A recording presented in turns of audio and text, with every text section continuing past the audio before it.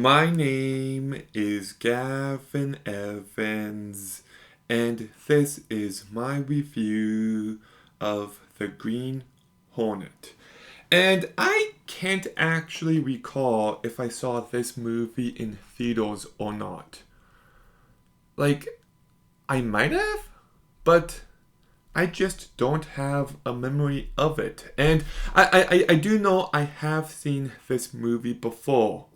And I think I liked it. I really don't know. I don't remember anything regarding this movie, but I started it today just hoping to have a good time. And wow, this movie sucks. Like, it's actually so much worse than I was expecting. So let's begin by talking about the cast. And I should mention that I'm not like a Green Hornet fan. I'm not passionate about this character or the source material. But Seth Rogen still feels terribly miscast here. You know, every movie Seth Rogen is in always feels like a Seth Rogen movie. Like Neighbors is a Seth Rogen movie. Knocked Up is a Seth Rogen movie. Funny People is a Seth Rogen movie. He just has this kind of personality where he overshadows everyone else, and I don't think that works for this one. He's far too comedic, and I could never take him seriously, and he's never convincing either. Just a really baffling decision to hire him, and it's his worst work, unfortunately. But then we got Jay Chow, who does a perfectly fine job. He's convincing, he brings enough to this character. I just wish he was written better. Then we've got Cameron Diaz, who I'll talk more about her character later on, but I guess she does a fine job. Christoph Waltz plays the villain, and it's so weird.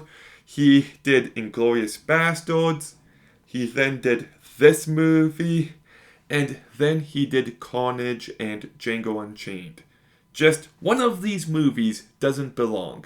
And he does a fine job. He tries his best, but ultimately he's just a really generic villain here. A villain who they make it such a big deal that his gun has two barrels, and it's just not that creative, but oh well.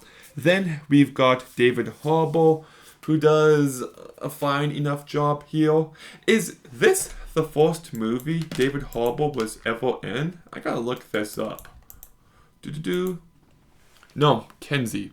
War of the Worlds? Oh, and a deleted scene. Anyways, it's one of the first movies he was in. Then we've got Tom Wilkinson, who is kind of blah. Edward James Olmos doesn't really have much to work with. I totally forgot James Franco was in this movie. Like, whenever I think about a Seth Rogen, James Franco movie, I think about Pineapple Express, This Is the End, but technically, this movie fits the bill as well. He's really entertaining in his few minutes of screen time. And Edward Furlong plays a meth dealer in this movie, which I didn't know. So, kind of neat to see him again. So, some people do a fine job, some people are bad. Nobody's given good material to work with because the plot just sucks. It is so generic and it's just handled in the worst way possible. I never buy Brit becoming this hero. It just felt very inorganic, and it just feels like he becomes the Green Hornet because this is a Green Hornet movie. There's nothing really deeper than that. And I never bought his friendship with Kato, and when there's tension between them, I couldn't have cared less. And then he's constantly chasing after Cameron Diaz, And it's actually really cringy and uncomfortable to watch. Like, he keeps making advances, she's clearly not into him, he threatens her job. Like, no, I did not like this character. I thought he was just a creep, and the movie is never funny when it tries to be.